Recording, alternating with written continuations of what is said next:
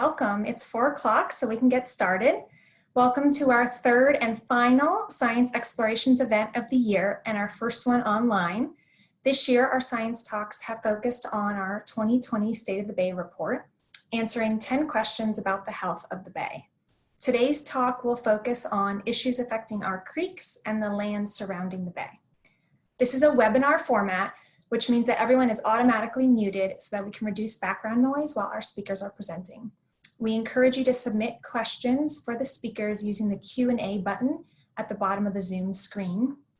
At the end of the other presenters, I'm just doing the introduction, but at the end of the other presenters, we will have a few minutes at the end of each presentation to answer your questions, and we'll use those questions you submit through the Q&A box. If you have any technical issues or other questions, you can submit them via the chat box. Okay, let's get started. So first off, I'd like to introduce myself. I am Lexie Bell. I'm the Executive Director of the Morro Bay National Estuary Program, and I've been with the program since 2010. And I am trying to, there we go, change my slides. So now you can see me in the video box and see me on the screen. I first came to the Central Coast as a graduate from the University of California, Santa Barbara, the Bren School of Environmental Science and Management. And I really enjoy working with our team at the Estuary Program, very dedicated team and very knowledgeable team. And you'll hear from a couple of other Estuary Program folks later on, as well as 2 of our great partner organizations. So here's a little background about our organization if you're not as familiar with us. We are a nonprofit, not a regulatory agency, and we are part of a network of 28 national estuary programs across the country, designated under the Clean Water Act by the EPA. We work collaboratively and voluntarily with other organizations, community members, government, nonprofits, and landowners to protect and restore the bay for people and wildlife. And our organization works in 3 main areas. We work in restoration and conservation to reduce pollution and protect natural areas. We work in education and outreach, sharing information, educating our community about the health of the bay and how people can help keep the bay clean and healthy. And that's part of what we're doing today. And then we also have a heavy focus on data collection and analysis and supporting research that helps us better understand how the bay is doing and what we can do to improve conditions. So as I mentioned, today's talks are part of our State of the Bay for 2020. And if you go online to this website, mbnep.org/State of the Bay, you can view the report in interactive form. There's a lot of interactive content, videos you can watch, and other really interesting tidbits, history on some of the questions. And then there's also these events that we're doing, and we have a couple more things on our events page.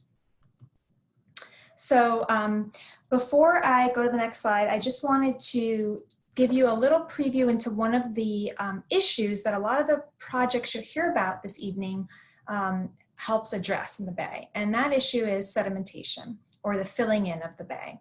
So that is one of the founding reasons why the National Estuary Program came to be in Morro Bay. There was concern in the community about the bay filling in at a rapid rate. So what does that mean exactly? Well, sedimentation is the process where erosion happens in the watershed. As rain events happen, sediment is washed down into the streams and down into the bay.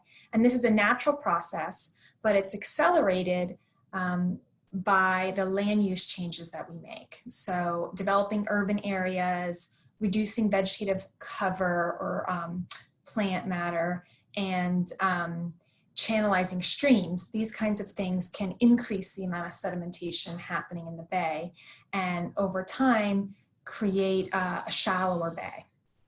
And so this illustration shows a little bit of one of the consequences of that. So the area shown with 1890 is the area that the salt marsh in the bay covered in 1890.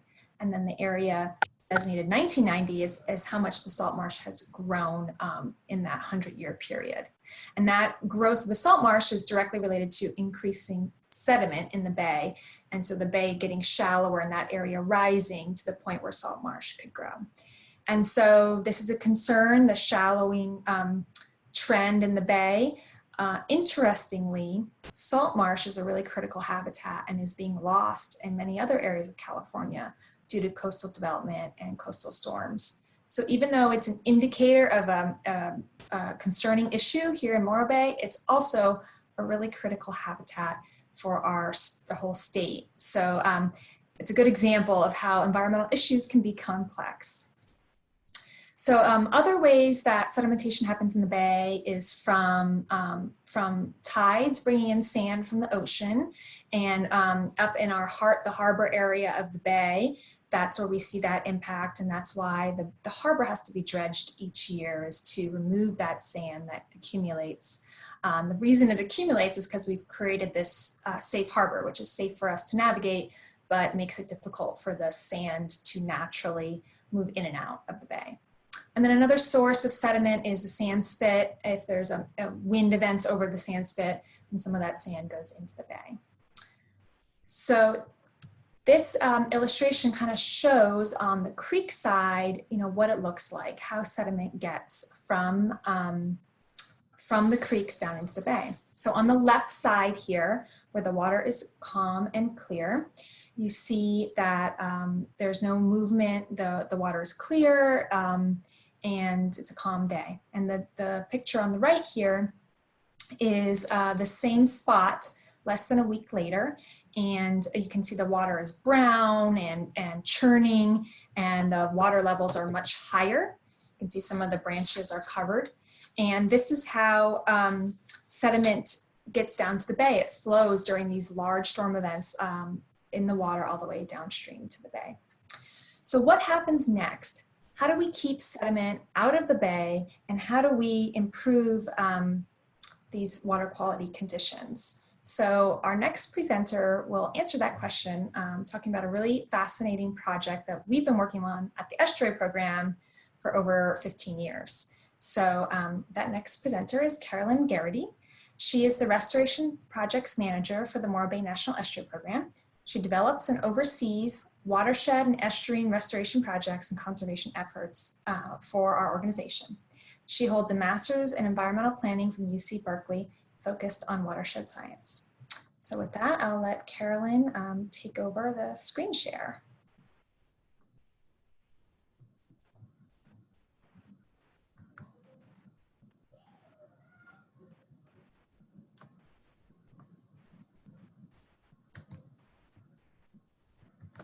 Carolyn, let me know if you're having difficulties finding the screen share button. Looks like you might still be sharing. Okay, there we go. 1 second.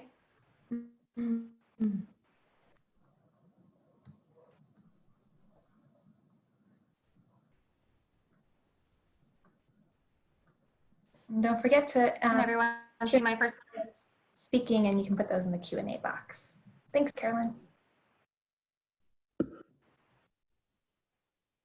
All right, so good afternoon. Thanks for joining us today. I'm going to start us off with sharing a floodplain restoration project that was just completed at the Chorro Creek Ecological Reserve.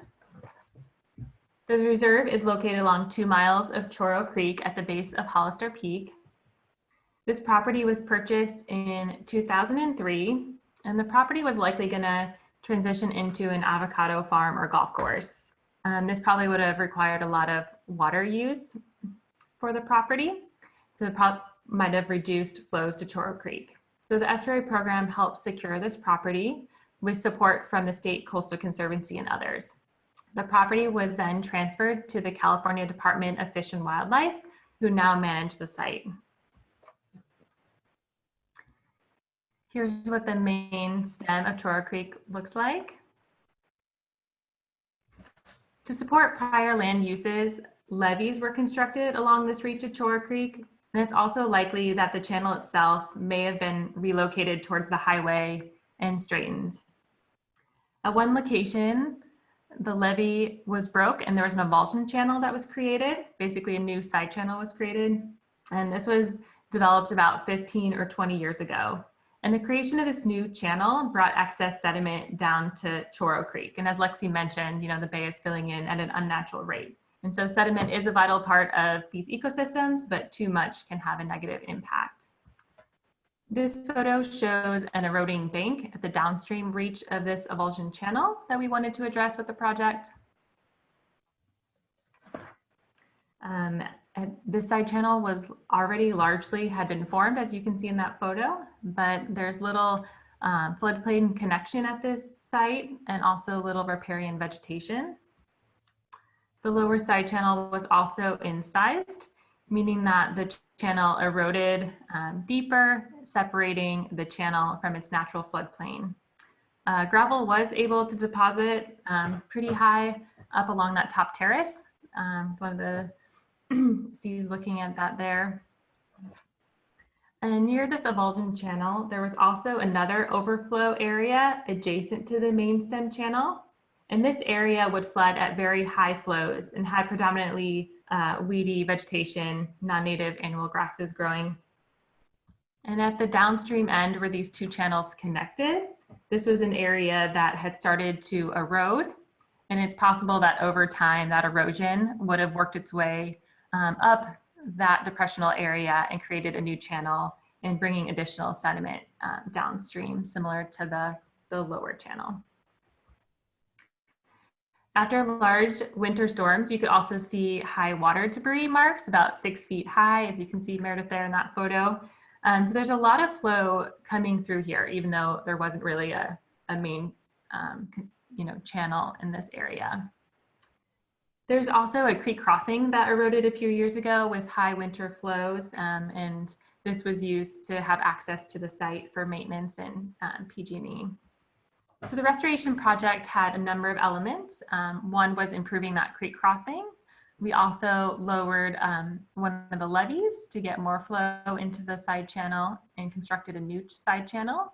We graded the floodplain along about a 3-acre area and planted riparian plantings. We also installed large wood structures and some other habitat elements.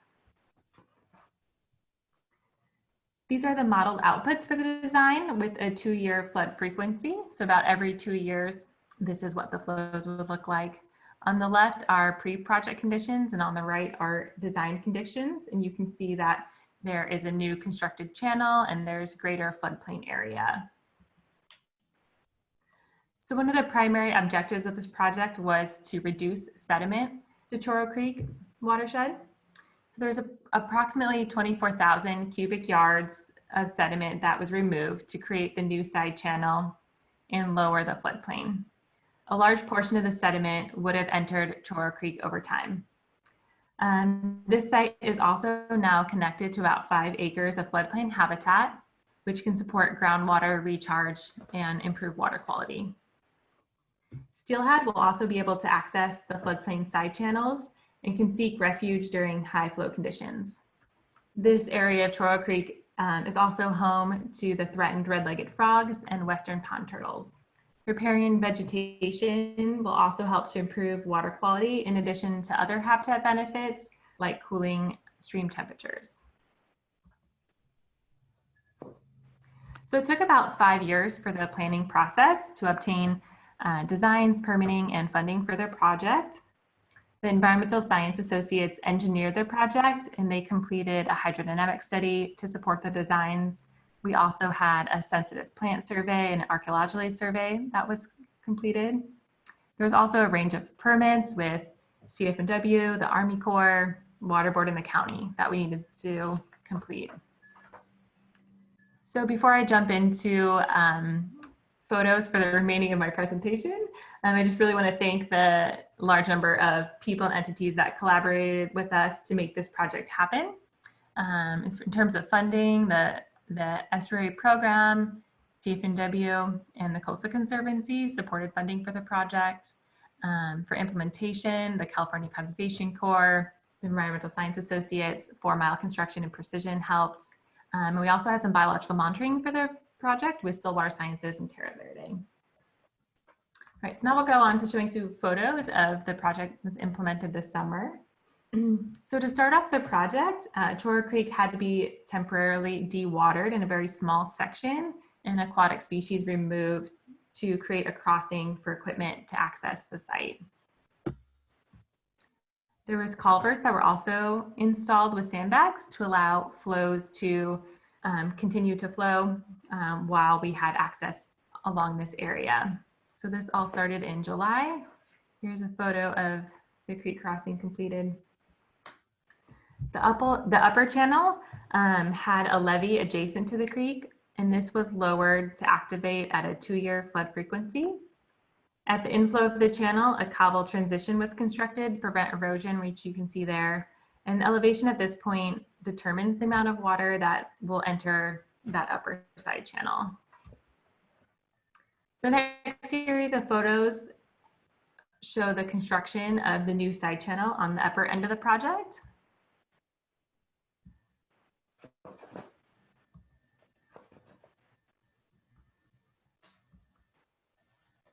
Here is where the two side channels connect, the lower and the upper side channel.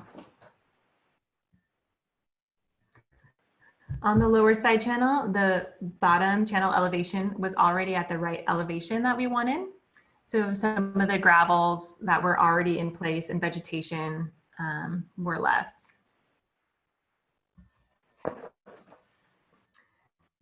There's also extensive concrete on the downstream channel, even way more than we anticipated. Likely a prior landowner used the riprap to try to control the flows in this area. So the concrete was removed and we recycled it locally. So as you can see from those photos, there was a lot of dirt that was removed as part of the project. And all of this fill went into a 3-acre fill site at the base of Hollister Peak. This is an aerial photo from this past August, showing the two side channels and then the fill placement site on the bottom part of the photo. And this image highlights the grading elevations pretty well. And if we zoom into one location, we can see that there's a multi-stage channel that was constructed in the upper channel. And these different elevations will activate at different flows. We also installed some large wood structures. You can see one of those on the map there. These will provide habitat in the creek. The large wood structures can provide cover and refuge during high flow conditions. And large wood can also create local scour holes for developing riffle and pool habitat. Willow baffles were also constructed. These baffles consist of planting willows perpendicular to the channel to support reducing flow velocities, capturing sediment, and temporarily stabilizing the channel. This photo shows the baffles at a larger scale perpendicular to the channel there. Erosion control measures were also installed throughout the project site. There was coir fabric, straw wattles, and straw itself were used throughout the site to stabilize sediment before vegetation was able to reestablish.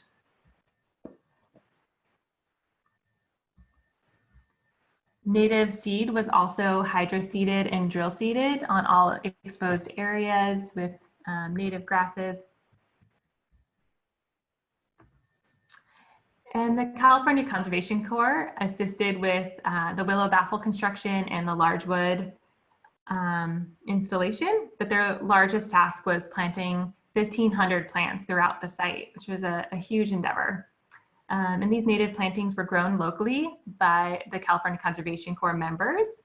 Here are some examples of the species that they planted. The plantings were spaced out throughout the riparian and upland transition areas. Here are some photos of the species planting at the site.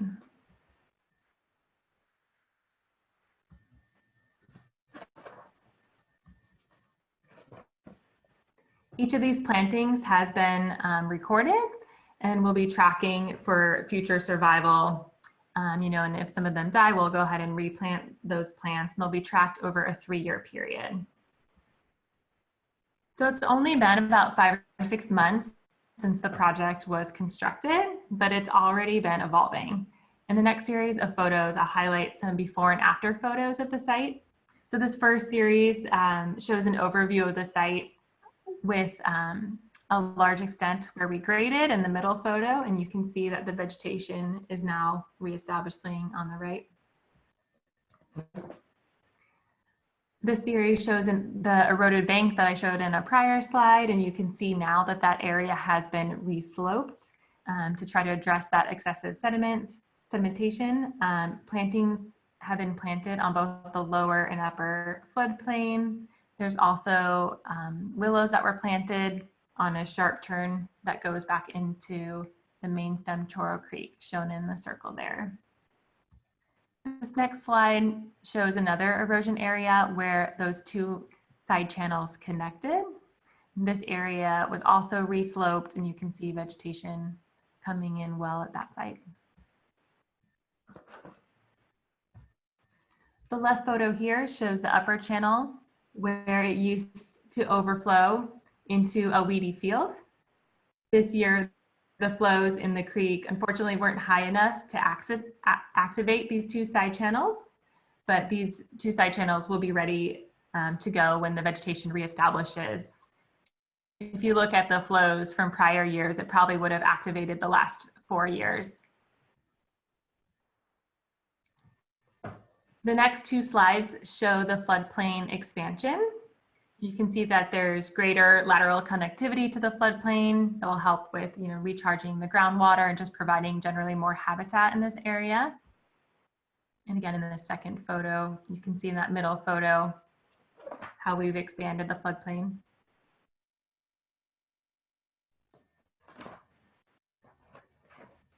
Here is the concrete removal site. And lastly, this is the road improvement site where we have regraded this area to be able to still have access to the site. So to wrap up, looking on to the future, we will be continuing to do plant maintenance. So we'll be weeding the plants and watering them. We'll also be tracking their survival through time. We will also be doing monitoring of the frequency and duration of flows that go into these 2 side channels. And we will be doing repeat channel geomorphic surveys to see how the channel changes once we get some high flows.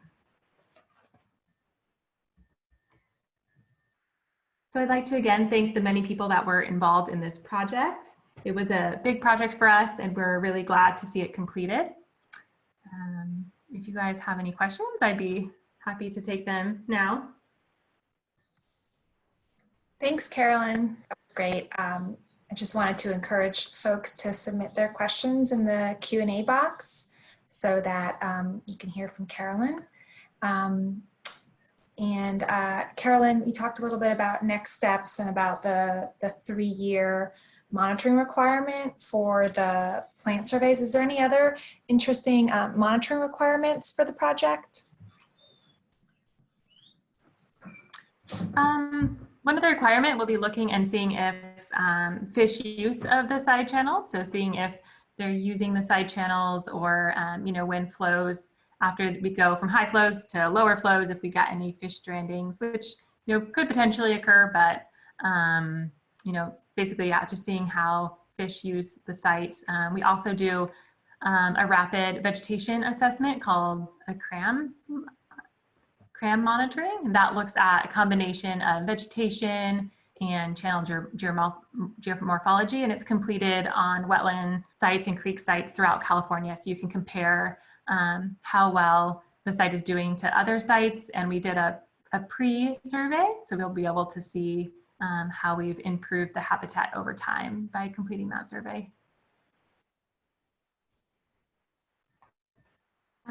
We do have a question in the Q&A box, so thank you for submitting that. Folks are wondering if we have any indication of the frogs and fish repopulating already, or if we have a sense for when we might know more about those populations. Sure. So we did find red-legged frogs and steelhead when we were doing the creek crossing. But at this point, we haven't done any further surveys of the side channel at this time. But so far there hasn't really been any wet conditions in the side channels. But you know, next winter when the flows will likely reconnect, we'll probably be doing more surveys. We do other fish surveys occasionally with CNW and the California Conservation Corps in the main stem of Chorro Creek.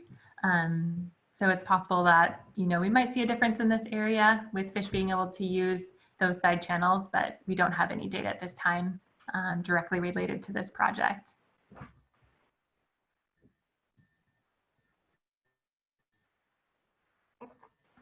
I see a question now that asks if there's any difference in the bird populations coming here. We don't have any data right now on the bird populations at this site, but I imagine once we get riparian and vegetation establishing, there would be more habitat for birds in this area.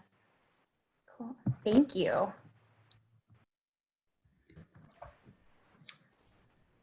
Okay, it looks like that we've answered all the questions you submitted. If you think of any other ones, you can always submit them to us, and if we don't get to them during the webinar, we can be sure to post them with the event online. So thanks, Carolyn, for your presentation. Now we're going to move to our next presentation, and we're going to hear from Karissa Willits. So let me introduce Karissa.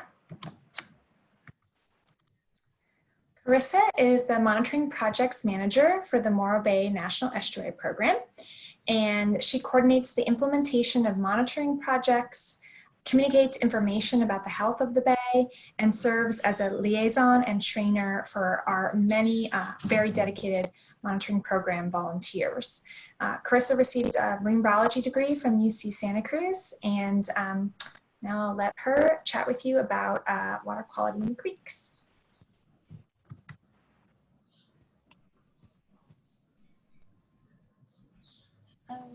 Okay, thanks, Lexie. So one way of assessing the health of creeks is to monitor the nutrients in the water. Nitrates and phosphates are commonly monitored nutrients in coastal freshwater systems. And so this presentation will be focusing on nitrates and sources of nitrates in the Morro Bay watershed. So quick background about the watershed if you're not from the area or familiar with it. The Morro Bay watershed is located in San Luis Obispo County on the central coast of California. The watershed is about 48,000 acres or 75 square miles. There are two sub-watersheds. We have Chorro Creek sub-watershed on the northern side up here and Los Osos sub-watershed on the southern side. The Chorro sub-watershed is a slightly larger system draining about 60% of the watershed. The city of San Luis Obispo is here outside of the watershed. If you take Highway 1 north, as you go down that big hill by the California Men's Colony, that would be where you enter into the watershed. And so then Camp San Luis is over here, Cuesta College is over here. And as you keep on Highway 1 going north into Morro Bay, Chorro Creek would then be to your left, and then there's a series of tributaries that join in on the other side. And then Morro Bay is kind of up here on the northern side, and up over here is Morro Rock. On the other side of the watershed, Los Osos Valley Road runs between Warden Creek over here and Los Osos Creek down to the south. And then Los Osos is then in this part of the watershed. Both of the creeks enter into Morro Bay in this area, kind of by State Park Marina and the Elfin Forest. So yeah, that's kind of a quick overview of our watershed. So this presentation was focusing on nitrates. So nitrates are a type of nutrient that are essential for plants to grow. We find them occurring in the environment both naturally and synthetically. They are colorless, odorless, and tasteless. And low levels of naturally occurring nitrates is normal, but excess amounts can negatively impact aquatic systems as well as human health. So, sources of nitrates. Nitrates are found in the water as a result of a variety of natural and anthropogenic sources.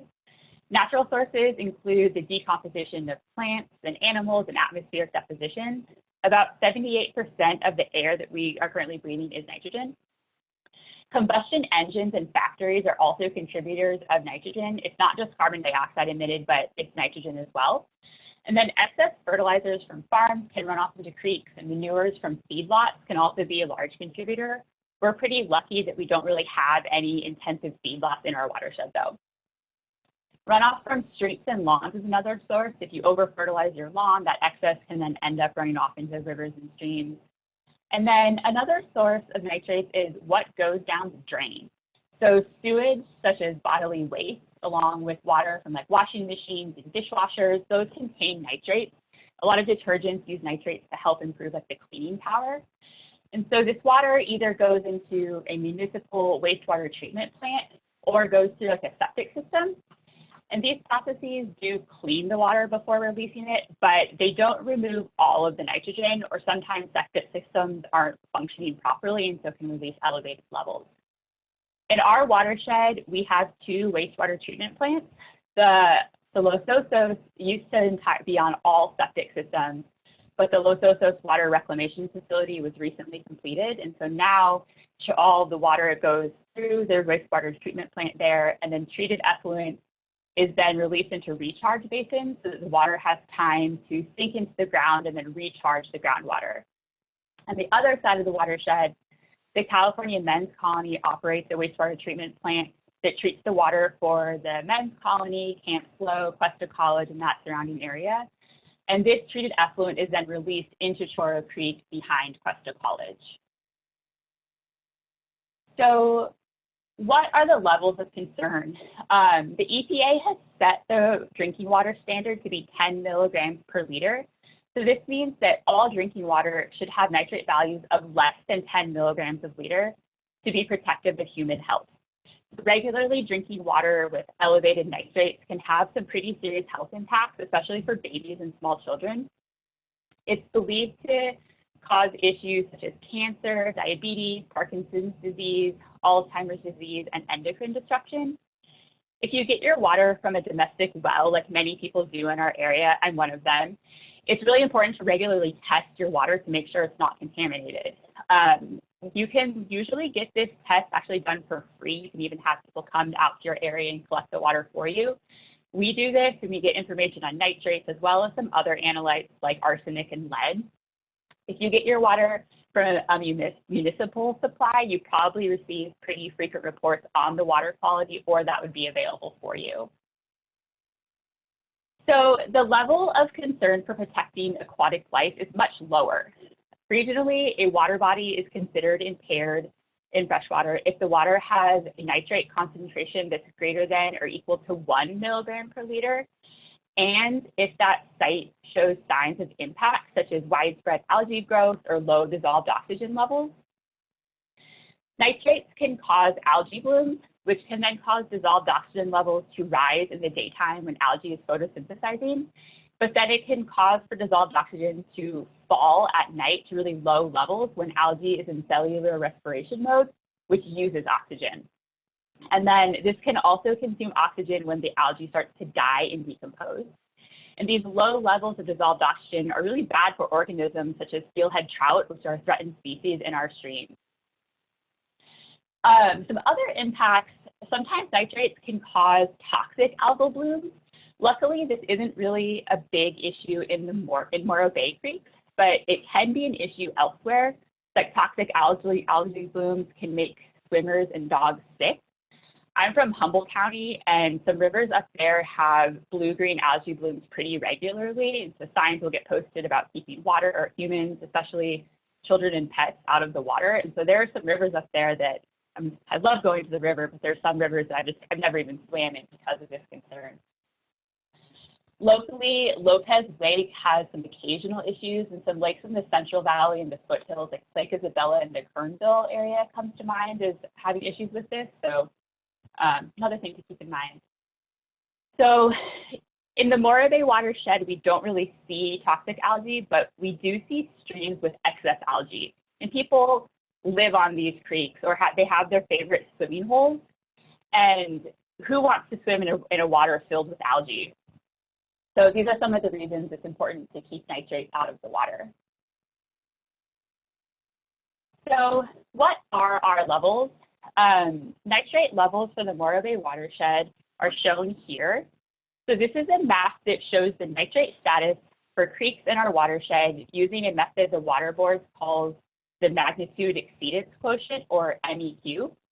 And this method takes into account the magnitude of each measurement relative to the level protective of aquatic life, as well as the proportion of samples that exceed that threshold.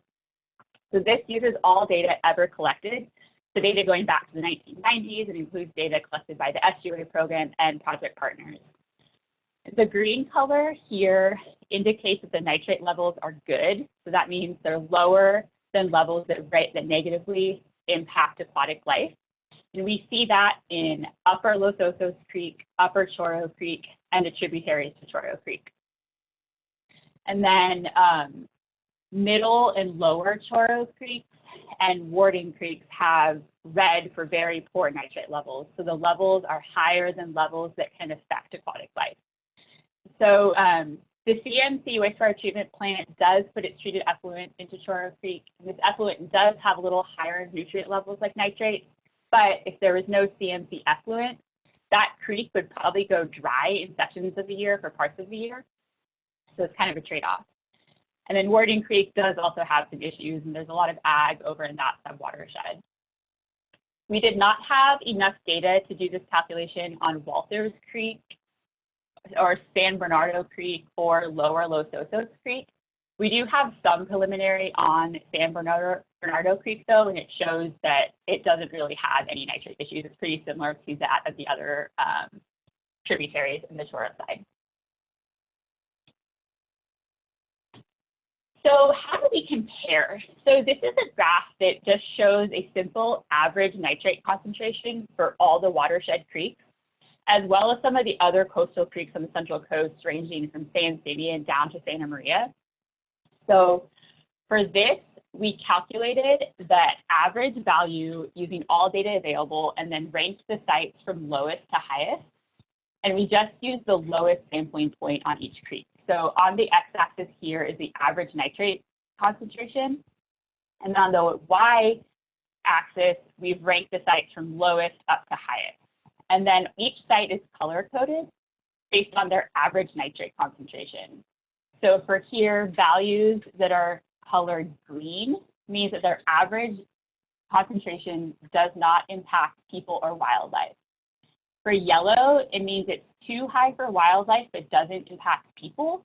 And for red, the average is too high for people and wildlife. So for this, some of the takeaways would be that Warden Creek does have some of the highest nitrate values in our area.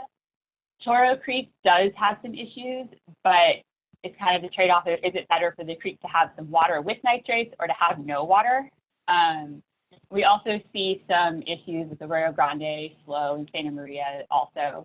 And then we do have really low nitrate values in the Chorro tributaries, so that's pretty great. And for this, we weren't able to include Los Osos Creek just because we only did the lowermost section, and so that we don't have data for. So with that, that's a pretty quick summary of the state of nitrates in our watershed. And I had time for a couple questions, but then after, Hallie will be talking more about some of the solutions to this. So I'll try to pull up what some of the questions were. So Karissa, we do have a couple of questions. So the first one is, and this might be for either Karissa or Lexie. What should you do if you see your neighbor letting water run down the street so that it goes into the drain?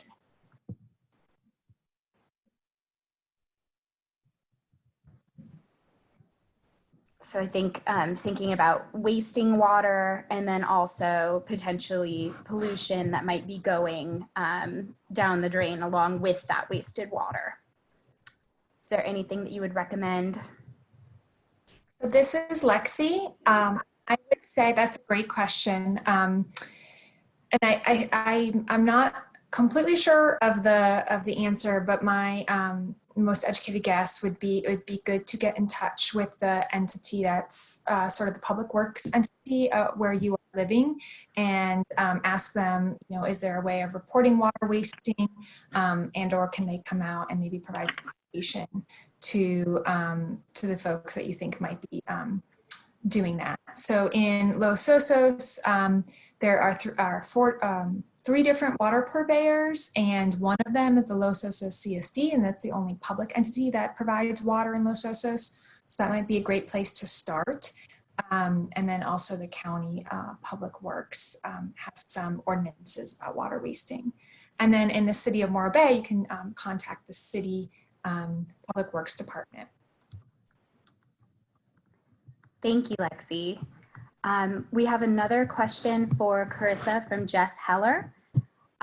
Jeff is wondering, is there a way to differentiate the sources of nitrate when testing the water? So can you tell where the nitrates are coming from specifically?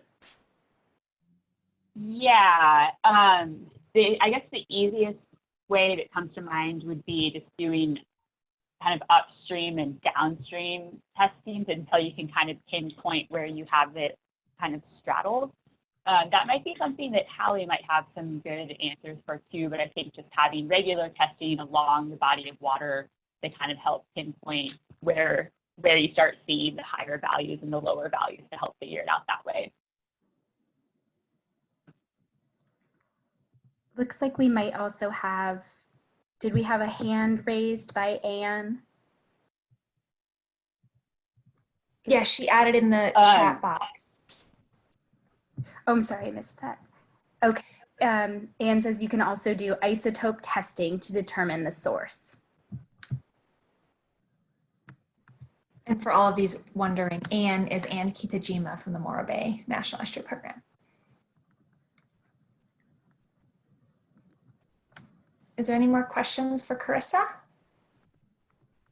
Oh yes, there's one more.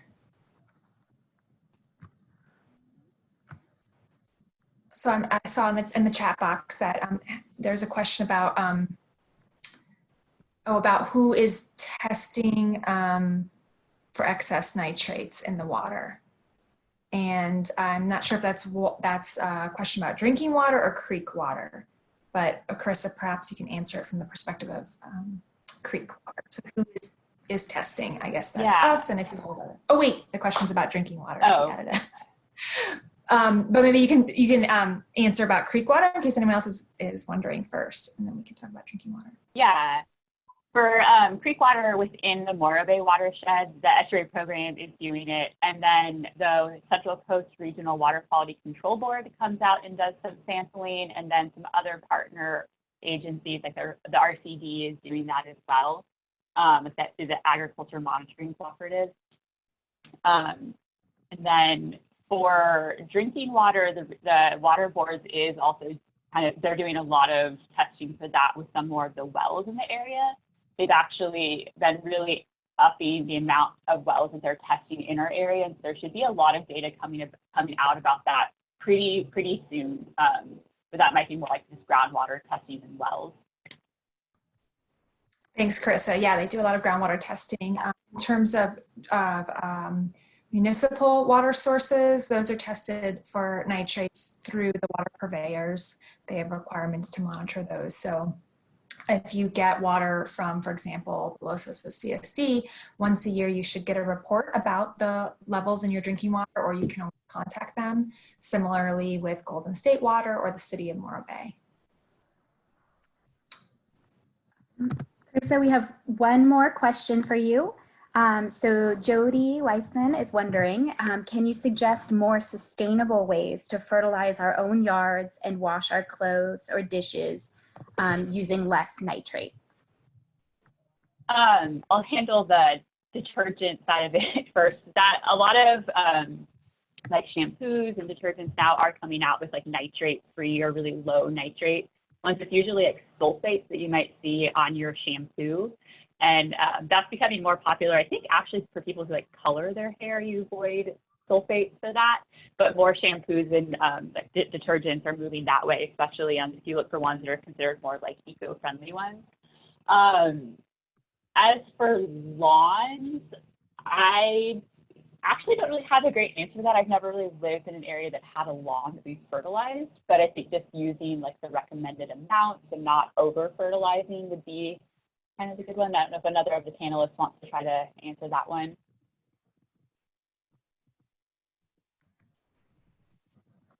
Yeah, that's a great question. I'm not sure, but that'd be a good one for us to research and provide more information on later. Because I think you're right. A lot of us don't have lawns. I know people do. Yeah. We're less experienced with that. So thank you so much, Karissa. That was fabulous. I'm going to now introduce our next speaker. And 1 second to share my screen so you can see her. Next, we're going to hear from Hallie Richard. She's the Conservation Programs Manager for the Coastal San Luis Resource Conservation District. Hallie's our second to last speaker, so there's one more after her.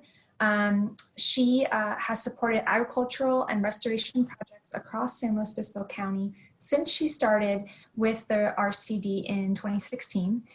She evaluates irrigation systems and also writes and administers grants for large-scale habitat restoration and many projects in between, and a great partner for the Estuary Program. Hallie has a BA in Environmental Studies from SFSU. So with that, I'll let Hallie share her screen and start presenting.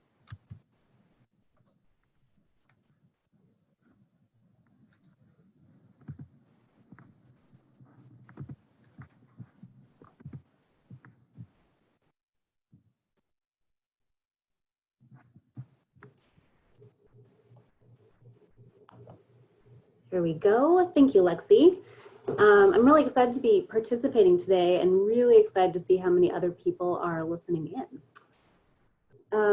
So today I'll be talking about the decades-long partnership between the Coastal San Luis RCD and the Estuary Program and the landowners in the Morro Bay Watershed to implement best management practices that improve water quality that's impaired by nitrates, as well as from sedimentation and nutrient loading.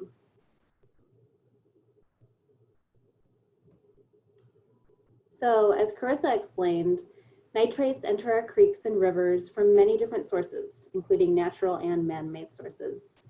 In the Morro Bay watershed in particular, one of the primary sources of elevated nitrate levels, as well as sedimentation and nutrient loading, is from on-farm agricultural runoff and from cattle grazing, which degrades aquatic habitats by producing an overabundance of algae and robbing the water of dissolved oxygen. Farmers and ranchers who are dependent on the quality of their natural resources are making really stringent reductions in on-farm nitrate levels, while also continuing to meet other regulatory requirements like food safety codes. So maintaining natural resources as well as complying with regulatory requirements drives farmers and ranchers and partners like the RCD and the Estuary Program to develop sustainable, scalable, and economical solutions for improving water quality. The RCD has partnered with the Estuary Program and local landowners in the Morro Bay watershed for decades to improve, identify, and implement solutions that improve water quality through voluntary and innovative on-farm projects, monitoring impaired stream reaches, and providing workshops, training, and technical assistance to farmers, ranchers, and land managers.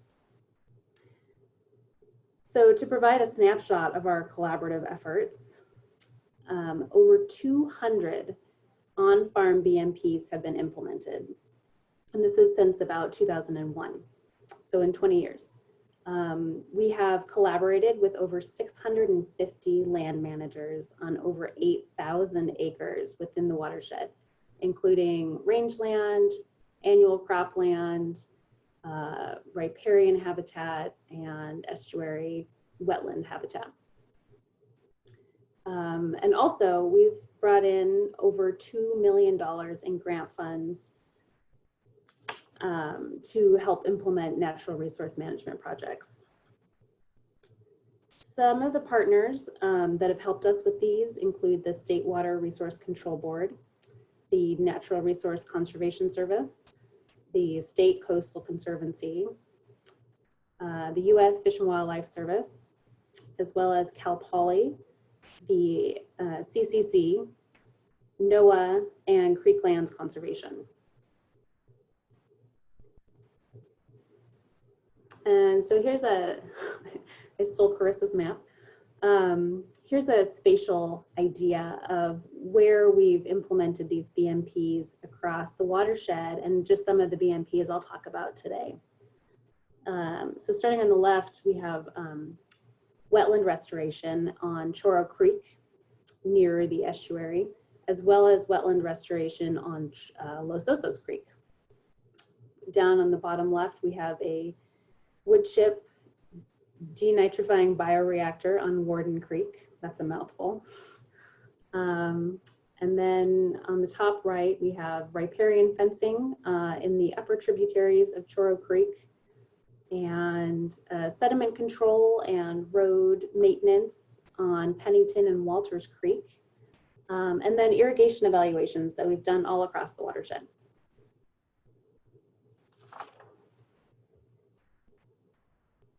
So starting with wetland restoration on Chorro and Los Osos Creeks. As we know, wetlands are essential to the health of the estuary.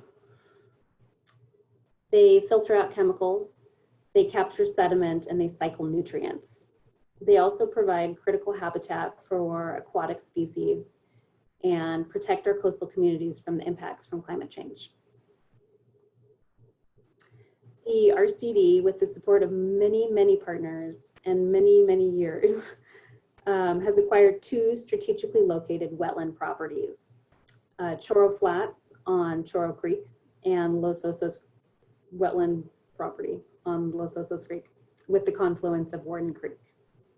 These wetland properties were acquired with the objective of providing passive sediment capture, nutrient cycling, or as in, filtering out nutrients that come through from upper watershed sources, habitat enhancement, and protection from sea level rise. And I'll discuss these 2 properties in more detail later in the presentation. So starting with one of our more basic BMPs, irrigation water management.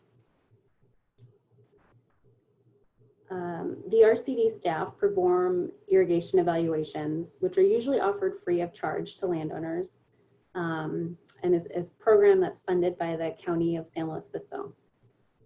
These evaluations help us make recommendations for increasing irrigation water efficiency, which is really key to reducing pumping costs, which benefits the farmer and protects overdrafted groundwater basins like in Los Osos. It also helps to control erosion and improve soil and crop health.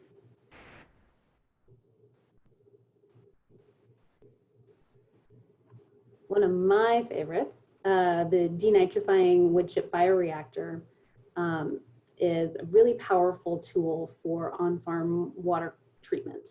A lot of our farmers know, once the nutrients and the nitrates are in your tailwater, it's really hard to remove those before it, leaves your farm. And a bioreactor is a really great tool for doing just that. So they're still considered innovative today.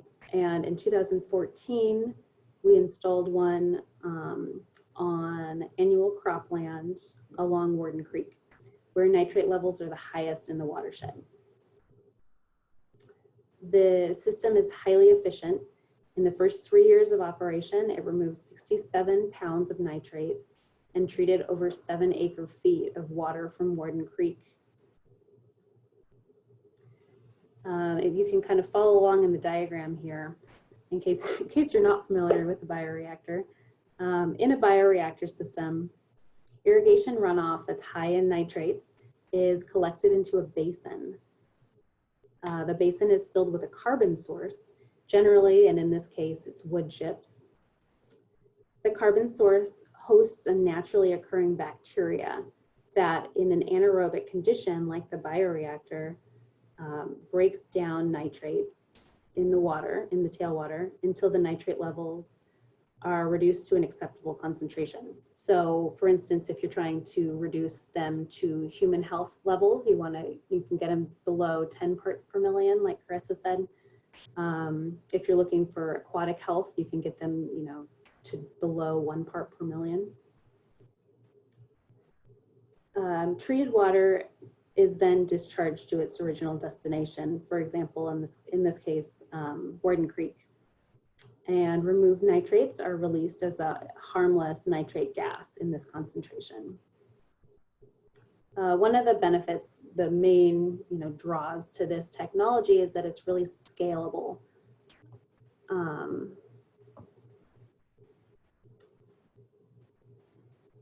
So for instance, this particular example, was used existing infrastructure. There's other examples that are, scaled to multiple hundreds of acres that are very automated, that use nitrate sensors to pass water through the system.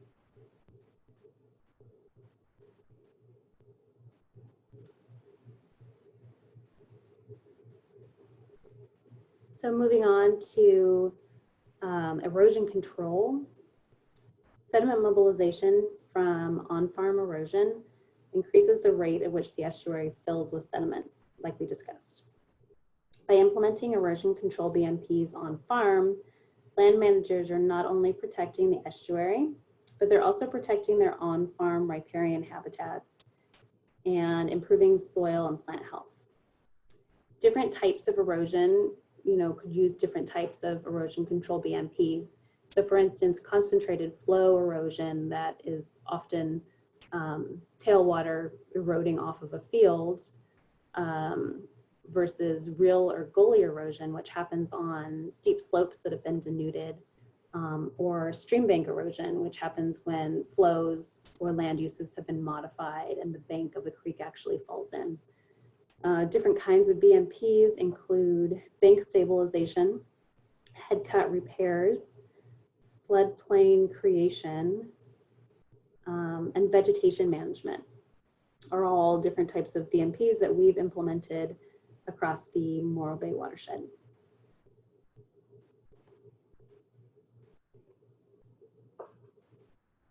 Livestock fencing is another really common BMP that's super effective. Controlling livestock movement across rangeland using fencing is a key component of livestock management, as well as an important consideration for riparian and aquatic health. Installing fencing to create riparian pastures keeps livestock from mobilizing sediment and nutrients in waterways, while also allowing for targeted riparian grazing to control invasive species and reduce fuel loads. So for instance, between 2001 and 2008, the RCD and the Estuary Program supported the installation of over 51,000 linear feet of livestock fencing through Project Clearwater, which is funded through the State Resource Water Control Board. Keyline plowing is another BMP that we've partnered to implement in the last couple of years. Used as a tool to increase soil moisture retention and improve biomass production. A A keyline plow, also called a yeoman's plow, uses specialized shanks to lift rangeland soils without breaking the soil surface. The RCD and the Estuary Program implemented demonstrations using the plow in 2014 and 2019. And the results show an increased level in soil moisture retention in the rangeland soils, as well as increased soil organic matter and biomass production.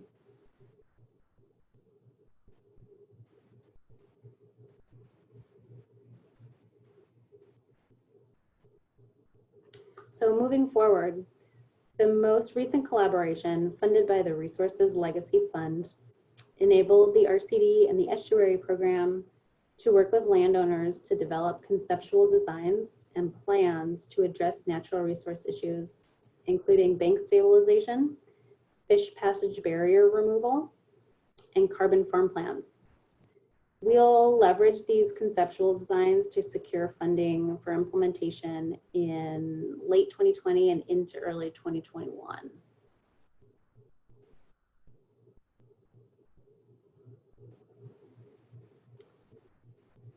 So a little bit more about our wetland restoration projects. The Los Osos wetland, the RCD is currently working on restoring the Los Osos wetland property to increase passive sediment capture and enhance 56 acres of wetland and upland habitat. We'll complete CEQA and secure permits this year and implement restoration designs in 2021. Restoration activities include, if you can see on the diagram on your right, the bright green, those are, that's a levee. The Los Osos Creek was levied historically to protect the adjacent farmland. So part of our restoration actions will be to breach those levees, and that will allow Los Osos Creek to reconnect with its natural historic floodplain. And you can see the thinner blue lines braiding throughout the wetland there. That is the anticipated braiding of Los Osos Creek. Other restoration activities include removing a fish passage barrier, as well as removing infrastructure like utility lines, a septic system, a domestic well, a collapsed homestead, and various vehicles and things like that. The restoration of Chorro Flats. Chorro Flats, for those of you who don't know, is located on Chorro Creek, just upstream of the estuary and just downstream of the Chorro Creek Ecological Reserve that Carolyn discussed earlier today. Restoration on that project was completed in 1998 and is still considered a really effective example of restoration on the Central Coast. Since its completion, it's captured many thousands of cubic yards of sediment and improves water quality and habitat for aquatic species like steelhead, California red-legged frog, tidewater goby, among others. As the project approaches its 25th anniversary, the RCD seeks to quantify the volumes of sediment captured and the benefits, doing a full-on assessment of the property and the projects. And then also to develop future steps for the next 25 years of effective sediment capture and estuary protection.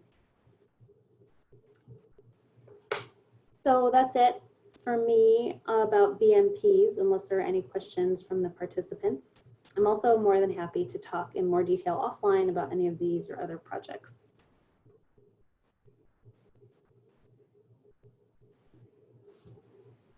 Thanks, Hallie. That was great. It's so nice to get that sort of historical perspective on all the work that has happened in our watershed and all the work that's coming up. So I don't think we have any questions in the chat box or the question and answer box yet.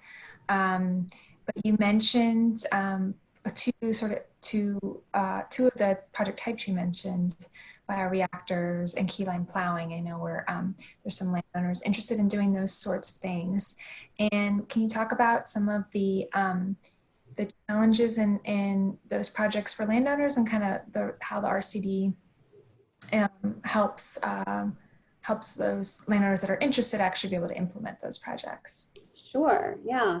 So I mentioned the Resource Legacy Fund project that the Estuary Program and the RCD recently completed.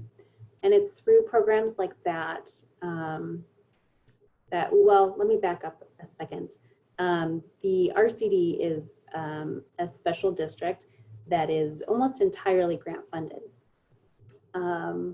So for us to be able to, do this outreach and work with landowners to kind of identify projects and develop projects, we really rely on funding like the Resource Legacy Fund, where we're able to just go out and talk to landowners about their resource concerns or ideas they have on ways to improve their quality of either their soil health or their riparian corridors or improve pollinator habitat. So the process basically is, RCD staff will go out and talk to a landowner and identify some potential ideas. And then we work together to identify grant funding. A lot of our grants come from state sources, like the state Water Board and CDFW and the U.S. Fish and Wildlife Service and the WCB, Wildlife Conservation Board. And then it's a multi-year process. So the RCD has been working in coastal San Luis County for over 70 years. With landowners. So these projects, we're really building long-term relationships. If these projects go on for 3 or 4 or 5 or 10 years. So it's really something special to be involved in growing these projects side by side with landowners. Thanks, Hallie. That was great. I think it's a good example of how you need lots of different kinds of organizations to make projects happen. It's really great to have a partner that's so focused on landowner connections and that we can collaborate. And with that, I don't see any more questions, so I'm gonna switch over to introducing our next speaker. And another great example of a partnership that we have here on the Central Coast with the Land Conservancy of San Luis Obispo County. And I'm trying to show just Kyle, but I lost my place here in my slides. So give me 1 second. So our next speaker is Kyle Walsh from the Land Conservancy. And Kyle has worked on land conservation on the Central Coast since 2014. He has studied the drivers of land conservation in San Luis Obispo and work with ranchers, landowners, and conservation professionals across the county to permanently protect local lands. He holds an MA in geography from San Diego State University. So I'm really excited to have Kyle talk with you about a different kind of partnership and some other kinds of conservation actions here in our watershed. So with that, I'll let Kyle share his screen with you.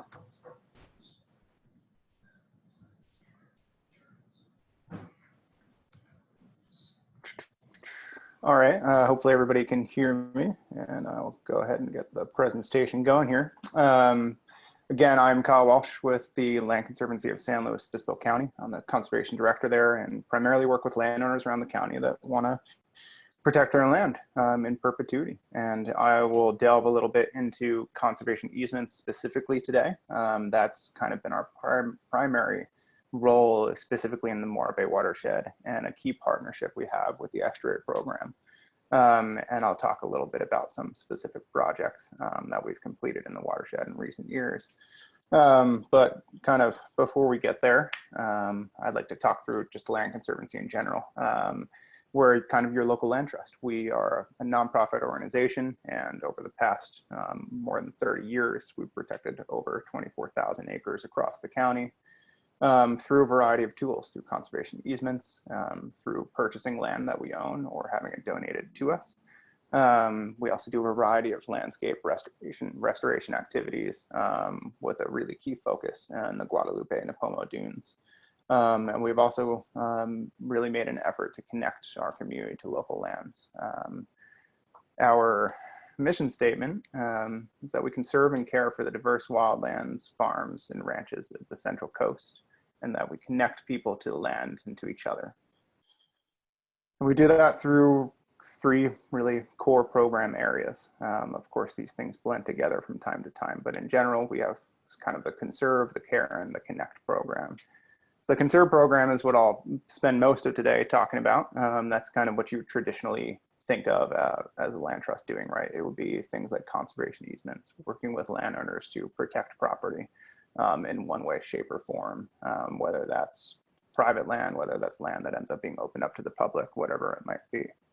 The care program is both kind of directly involved in conserving land insofar as we need to make sure that easements, for example, that those terms are being upheld, that we're monitoring those properties every year. Everything from making sure there's not a house where it shouldn't be, to making sure really land management practices are best suited for that area. We also, as I mentioned, do a variety of restoration projects, whether that's invasive species removal or restoring, previously degraded habitat. And then of course our Connect program is really just sharing the story of conservation in our county, the work that we've done and the work we've partnered with, and also connecting our community to the lands that we've preserved in some way, shape, or form. And some properties you might be pretty well familiar with. I assume in this crowd, everybody has gotten a chance to see or visit the Pismo Preserve. Of course, it's closed right now due to the ongoing pandemic, but we just opened it fully to the public in January of this year. And that's a perfect example of those 3 core program areas coming together to support one greater goal for the whole community. We've had a really great run of conservation easements along Highway 46 West. It's been a key area for us to work on because it kind of looks and feels the same way that it has for hundreds of years for all intents and purposes. And we have a really great opportunity with some excellent landowner partners and a lot of really generous and community support. We've also completed a variety of restoration projects on properties that you can, if we don't have explicit public access, you can otherwise see. The Lower Slow Creek Floodplain Preserve is going to be kind of those apple orchards that you're used to seeing just north of Pismo along Highway 101. In this picture, for example, we restored what was a natural floodplain. We restored kind of a property that had been otherwise converted to kind of agricultural uses for many, many years. And we're able to, complete a project that pairs a lot of our protection work throughout that zone. And really enhances the conservation benefits there. So a handful of examples of our work in general in the county and things I think a variety of people might be very well familiar with. But kind of moving on specifically to kind of looking at conservation as land conservation specifically in our county. The first step is conservation values. We often get calls from landowners that are interested in protecting land for one reason or another. And the first thing we look at is, well, what would be the conservation values that we're protecting? And really it's a jargony term for the conditions of the property. Is there suitable habitat for wildlife? Are there really well functioning grasslands? Are there good stands, healthy stands of oak woodland? Is it a long-standing family farm or ranch? Are there important creeks or blue line streams that cross the property that function really well today? And we'd like to make sure that the land use in the future can continue to support that. And sometimes it's just as simple as protecting open spaces, protecting a really nice view. A lot of times you might be driving around the county and you see, particularly nice views such as Highway 46 West or the drive along Los Osos Valley. There's a lot of times when that view alone is worthwhile to protect just in and of itself. And oftentimes those really nice views will also exhibit a lot of these other values. And then we also, to the extent that we can, try to create new public access, new opportunities for people to connect with land. in and around the county, whether that's something like the Pismo Preserve, where we're doing our absolute best to open it up as if it was public land, or if it's hosting very small group hikes on properties that are otherwise private. So when we look at those conservation values, there's really two main tools, generally speaking, that the Land Conservancy uses to protect that land in the long run. First, we have conservation easements, and that's when the landowner continues to own, manage the property. They can lease it, they can sell it. The easement terms will be there forever. And really, we're looking to restrict land use to protect those conservation values that we've otherwise feel are worthwhile to protect. And then we have what's known as a fee project. That's when we're acquiring property to own it, just like you would own your house or a small piece of property, whatever it might be, except we're owning it specifically for some conservation purpose. And we might do that in the case such as the Pismo Preserve or Kathleen's Canyon Overlook. We might pursue projects that are specifically for opening it up to public access.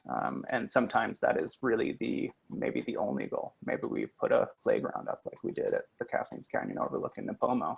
Or maybe we're hoping to put forth some kind of restoration project that is just much easier when you actually own and control the property that you're looking to change or benefit. And we also do, we have research projects and properties, and sometimes that can be easier to do when you own a property, such as a wildlife camera system setup. So I'm going to focus a lot more on conservation easements in this discussion, but regardless of what we're talking about, conservation is really just about connection in a variety of ways. The best places to protect are areas that are near other areas that have already been protected or have an opportunity to do so. Things like existing habitat for wildlife. So looking at large tracts of oak woodlands or grasslands that function really well. Contiguous areas of rangeland near important creeks in a watershed. We would look at agricultural regions, in particular the Los Osos Valley, and specifically related to the Morro Bay watershed.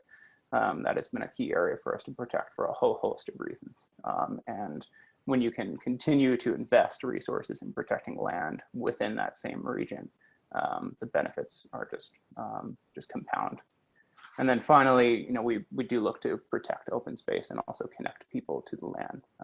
I think that is undoubtedly, in the long run, one of the most important things we can do as an organization is make sure that people have an opportunity to see these places, to feel them, to touch them, to get out on the land in a meaningful way, not just really see it from a car window or read about it in the local newspaper. So delving specifically into some easement discussions, and I'll just go through kind of similar things that I would tell a new landowner who wants to protect their land. And is interested in learning more. A conservation easement is a tool to restrict land use to protect the conservation values that we've discussed. And really, for all intents and purposes, a really good way to think of that is retiring development rights. There are a lot of other aspects of land use that you can contain or restrict or specify in an easement. But often the development rights are not only where the value is, but where the long-term land use change benefits are. If you're retiring a significant portion of what could potentially be built on a property, you're not only preventing, the pad that a house might be built on, but you're preventing a complete change in land use. It might be a family ranch or a farm that without those rights, it's more affordable to own, and it just makes more sense for future generations to actually stay in agriculture. Or if it gets sold, it's being sold to somebody who's also, going to be able to keep the property in some kind of production and not developed. And importantly, they're both permanent. They run with the land. It doesn't matter who owns the property in the future, and they're voluntary. So we only work with landowners who are willing to enter into an easement in the first place. And it has to be a conversation. It has to be tailored to the property. And it has to be something that's really specific to whatever the goals of a landowner are and whatever really makes sense for a piece of property. Really, functionally speaking, no two easements are the same. They can be really similar on really similar properties. But by and large, all of our easements, and we have, I think, over 40 of them now, are completely different than the next. Easements can be held by land trusts, by nonprofits specifically, and they can also be held by government agencies or other entities, really just organizations that are qualified both in how they're structured and what their mission or goal is as an entity to hold an easement. And last but certainly not least, easements are monitored every single year, and I'll talk a little bit about that in just a minute. And to kind of back up a little bit, land ownership, we in sort of the land trust lingo, we love to have this analogy of a bundle of sticks. I don't really know why it's bundle of sticks, but that's what we chose. And so if you can imagine owning a piece of property, again, that idea of fee ownership, just like you might own your house in town. When you hold property, it's functionally, it's a bundle of sticks, right? And each stick is a different right. You could build a house, you could subdivide a parcel, you could graze it, you could farm it, you could lease a portion of it, you could quietly enjoy it. Whatever it is really under the sun and under local laws that you would want to do, you can do. And what easements do is they take some of those sticks, the ones that both the land trust wants to remove from that property and that the landowner also agrees to remove for whatever their reasons are permanently. So those things are often development rights, building homes. It can also be subdivision, being able to split a parcel or sell it separately from your own ownership. And even things like grading. And in some cases, intensive agriculture might not make sense for a certain property or for a certain landowner's goals, whatever it might be. Easements don't explicitly exclude development of buildings. We want these properties to be economically viable in the long term. So you don't necessarily want to lock up all the development ability on a certain piece of property, especially when we're talking about parcels in the greater Morro Bay watershed that are often, they can be many hundreds of acres, but maybe there's a spot on that property that would work really well for a house. And you don't necessarily want to prohibit that in the future because you might want it to be a livable place 50 years from now. And this is always a negotiation. We work with landowners to figure out what their long-term goals are, what they are already interested in giving up, maybe what they're not interested in giving up, and kind of meet in the middle. We're usually looking to strike a balance, and in our experience at least, because we only work with willing landowners, that's not all that difficult to do. So when we acquire conservation easement, we can buy them, we can purchase them outright. They do have a specific value associated with them. That value can also be donated or a combination of the two, which is always a fantastic outcome. We can pay 80 cents on the dollar for a conservation easement, and that can make it a lot easier for us to kind of complete the entire transaction to make it happen. And it can come with a variety of benefits for the landowner.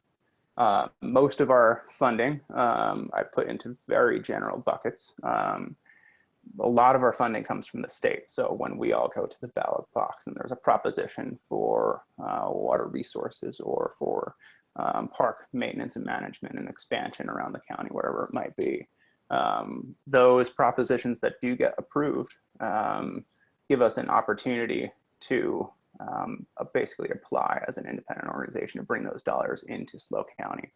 And we've had a lot of really good success with a variety of these funding programs. We also have federal funding, which for our purposes internally, we think of the National Estuary Program in that fashion, even though they're sort of our local nonprofit partner. And we also have an excellent partnership with Camp San Luis Obispo, who specifically invests in conservation easements in and around the Morro Bay watershed. And then finally, we do have obviously a variety of local partners, both in SLO County. The county would support a variety of both easement and fee projects that we've completed, local cities and municipalities, and of course our wide variety of donors. Not only help specifically with these projects in acquiring them, but help specifically with our ability as staff to complete these projects in the first place.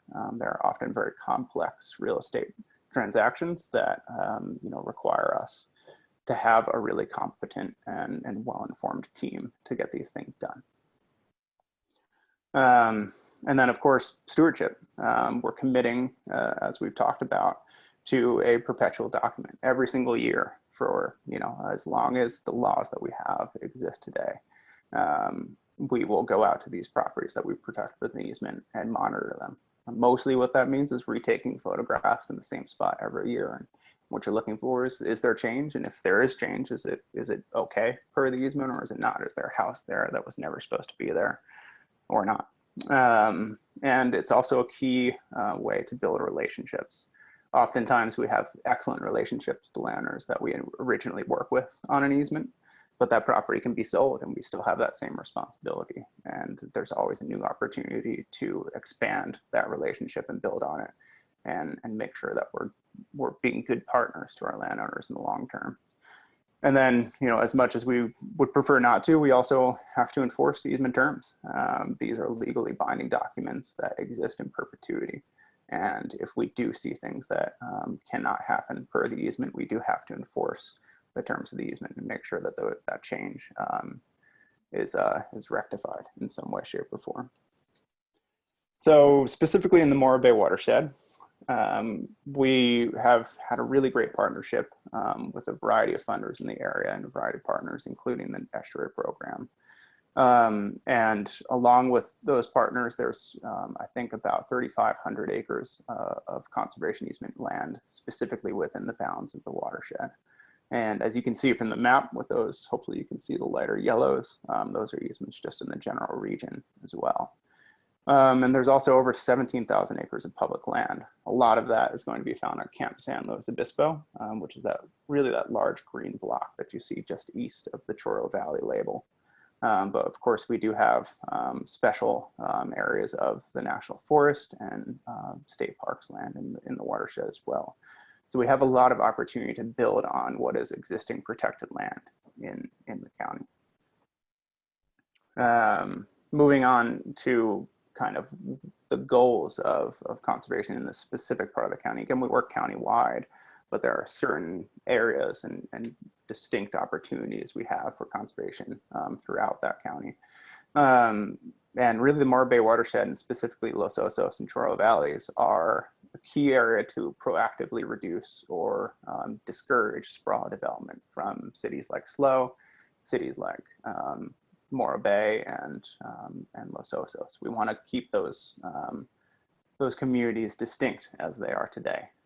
And we don't want development to encroach to the point where those places just blend together. And not only have we paved over a significant portion of land that was once really thriving agricultural community, but we've also lost kind of those distinctions of community as well.